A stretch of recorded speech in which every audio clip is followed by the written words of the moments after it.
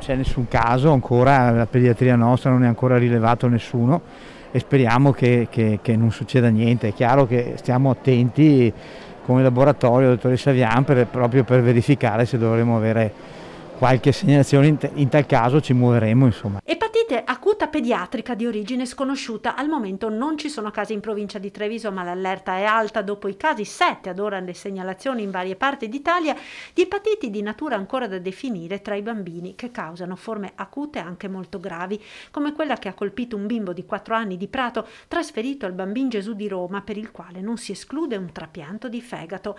Numerose nelle ultime settimane i casi segnalati in diversi stati europei, in Gran Bretagna e negli Stati Uniti. Un caso sospetto di epatite su un ragazzo di 18 anni è stato diagnosticato a Treviso nei giorni scorsi. Abbiamo avuto un caso, ma non era collegabile a questo, non era collegabile all'adenovirus. Nel frattempo, sul fronte Covid continua il monitoraggio della nuova sottovariante di Omicron individuata in Veneto. L'Omicron CJ, noi abbiamo circa, almeno dei dati che ci ha dato l'Istituto Zooprofilattico, il 4%, il resto ormai siamo al 96% con Omicron 2.